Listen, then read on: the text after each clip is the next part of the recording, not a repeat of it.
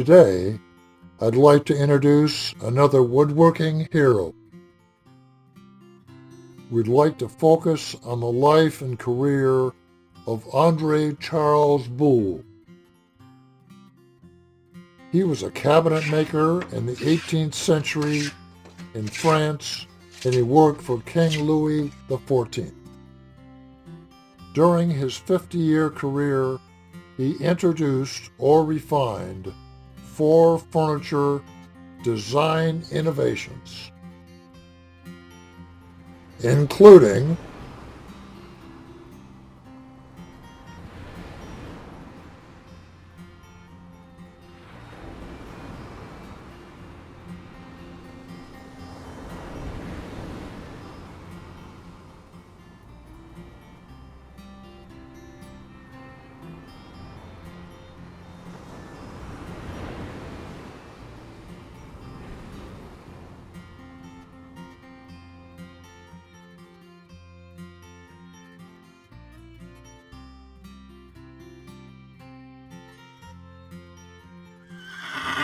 to find out more, let's go to 17th century Paris.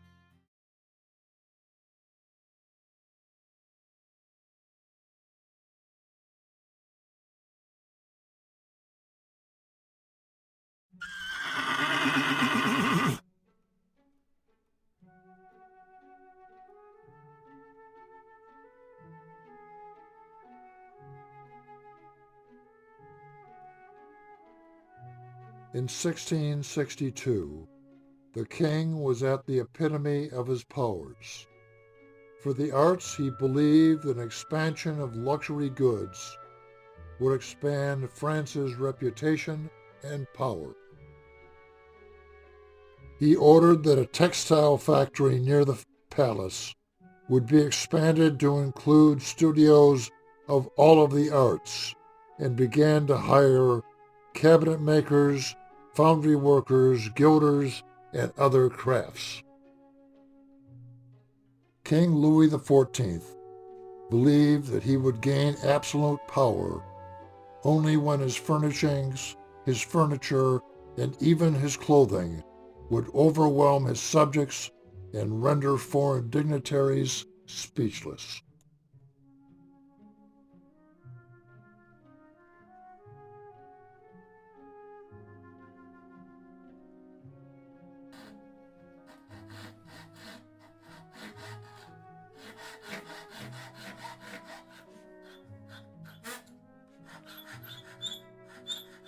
Here, his son Andre was entering his 2nd year as an apprentice.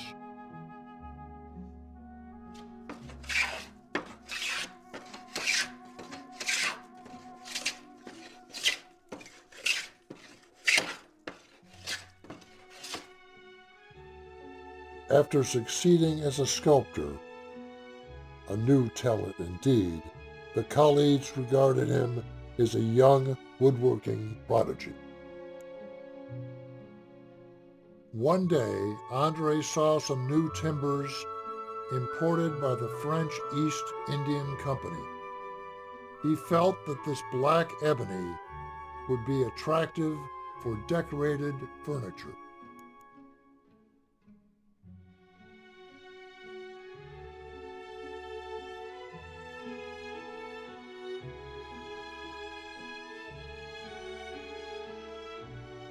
Then Andre had an idea and would try an experiment.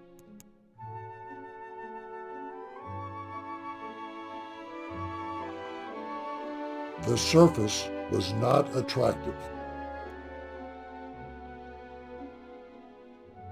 Andre hoped to cover the oak with a luster of black ebony.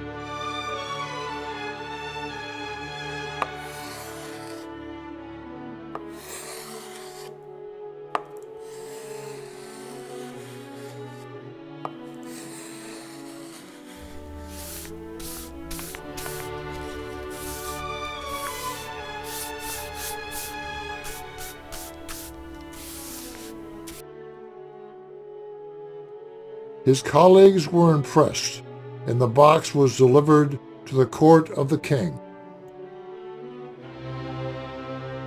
The ladies of the court praised the box and asked for more furniture decorated with black ebony. Then a representative of the king asked if Andre could create a silhouette of a rose in a sea of ebony background.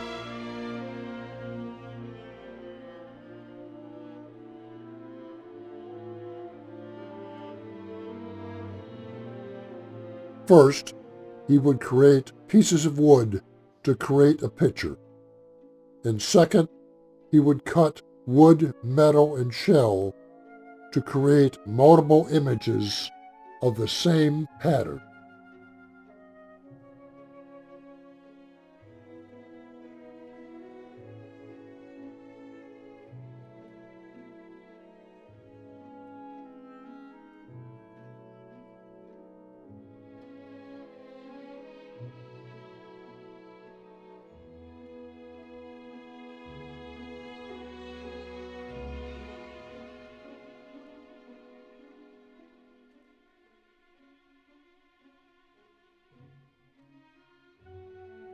Next, Andre would cut the veneer and cut the corresponding hole in the background.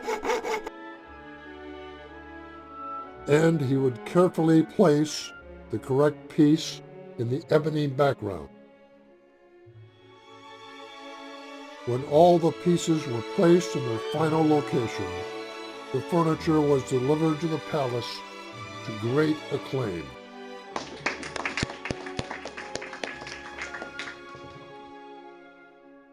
Yes, it's like a painting made out of wood.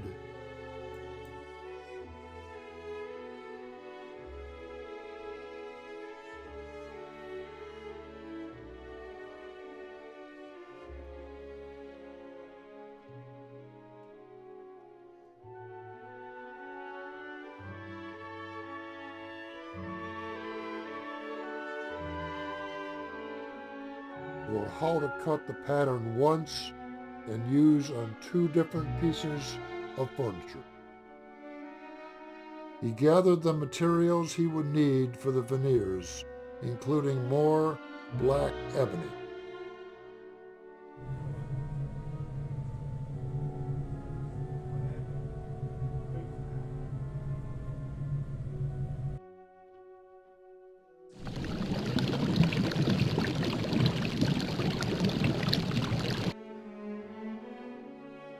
Ah, you can see through it. It's beautiful.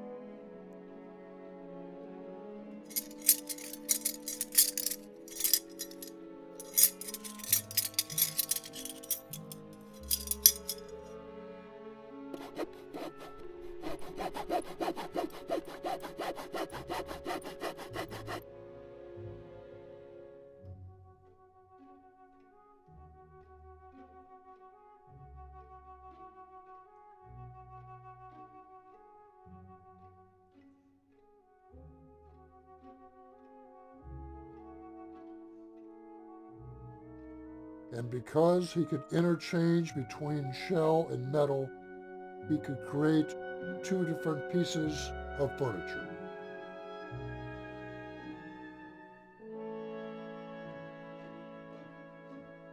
Oh, Your Majesty, I love that cabinet.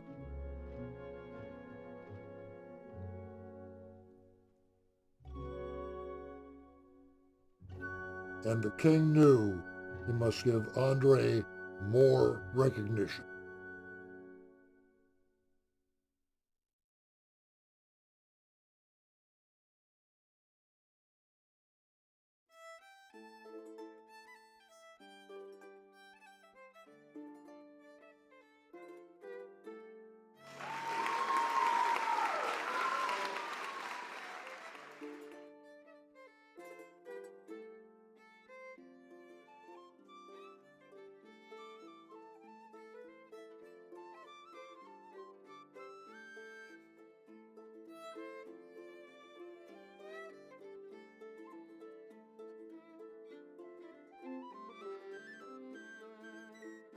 Andre was anxious to get access to a foundry because he wanted to make some bronze corner brackets for a future ebony desk. The new bronze brackets would protect the delicate edges and corners of the tortoiseshell and thin ebony veneer. The shiny brackets would also reflect the power and glory of King Louis XIV and increase international sales.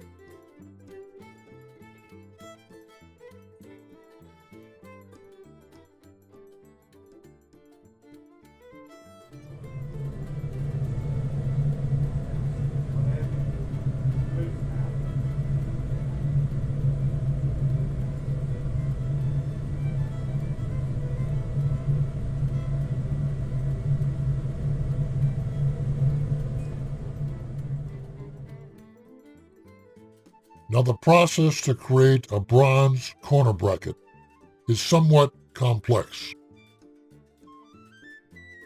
but I will lead you through it step by step. First, I will create a drawing of the total project with instructions for both casting and gilding.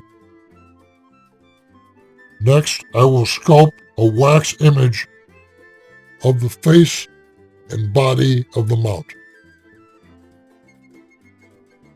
Now this image will be placed between two containers of sand and pushed down to make an impression in each. Then the wax will be melted, leaving a cavity that will be filled by pouring in hot bronze into the cavity. After the bronze is cooled, the metal bracket is removed from the sand casting. A chaser will cut the fine details to finish the bracket. Then another specialist, called a gilder, will carefully apply a sheet of gold leaf that is coated with mercury to the surface of the bronze and smooth the surface with a brass bristle brush.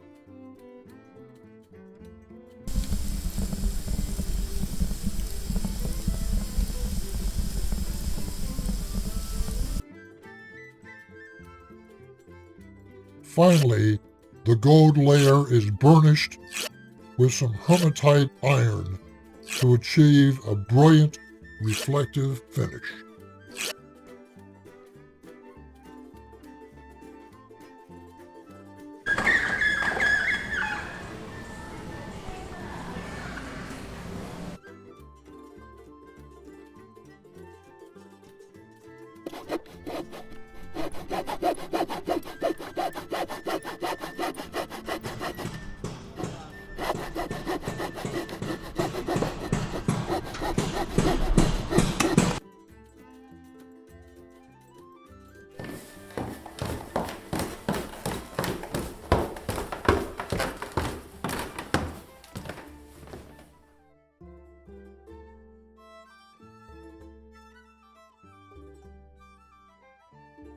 In 1690, Boulle introduced one of the first keyhole desks with 8 legs that was adorned with beautiful marquetry with brackets that featured Apollo masks.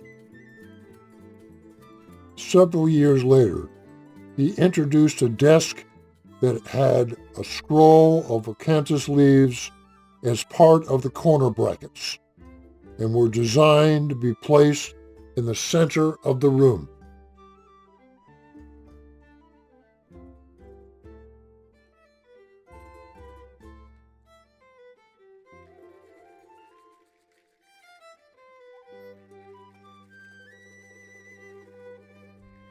Looking at the glitter that is splashing off these desks, I declare that Mr. Boulle is the furniture jeweler of the world.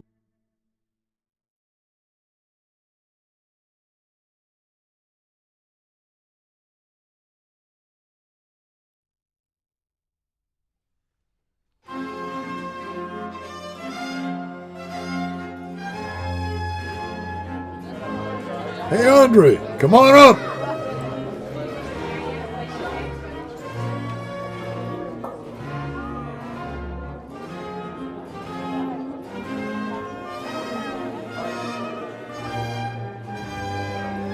The ambassador described ancient Egypt, including the new excavations. His letters revealed strange funeral practices and sarcophagus in ancient Egypt. This decorated stone coffin reflects the true depth of your king's character.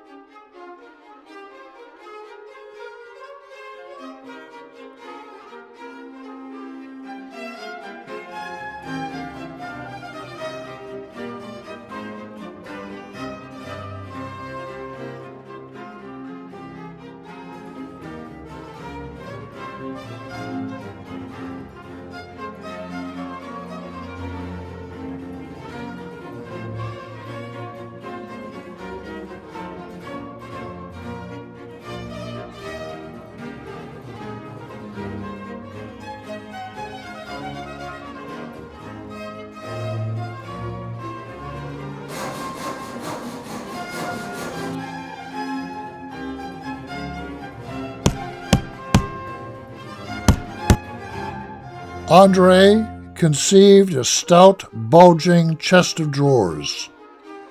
He hoped that this shape would serve as a display of beautiful marquetry and project the power and opulence of the Sun King's regime.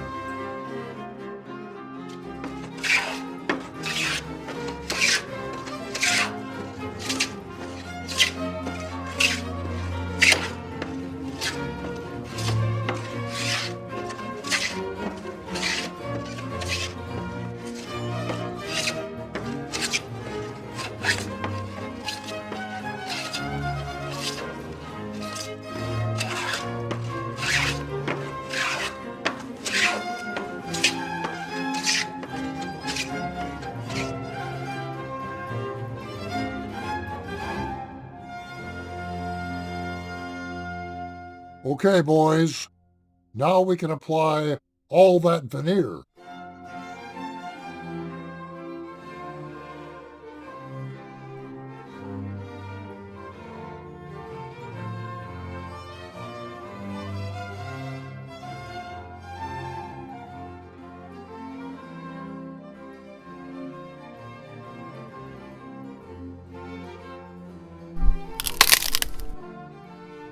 Slowly.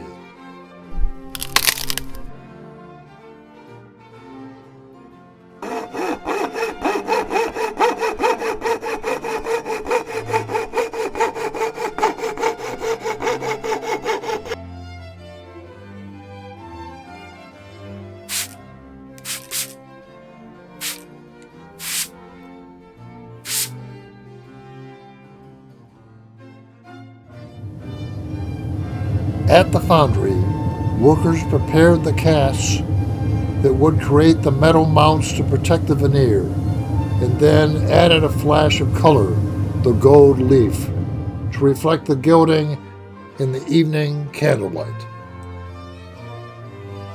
They tightened down the veneer in the center of each drawer with gilt handles and keyholes.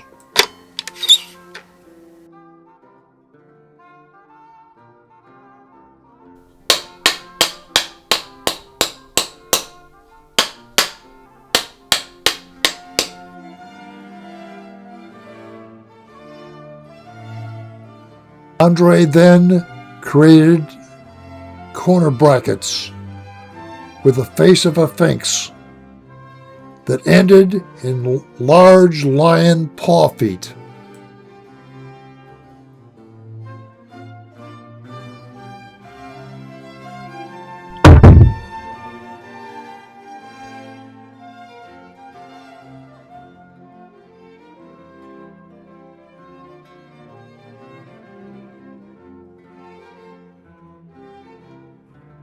Well, we've learned a lot, and it's a prototype. We'll have to live with it. I still like it, and I want it delivered to the king.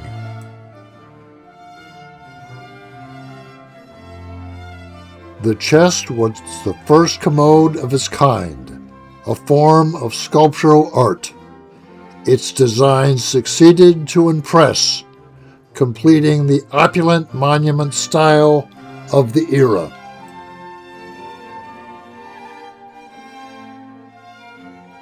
Unfortunately, many pieces of furniture created after this commode were destroyed in a workshop fire in 1720.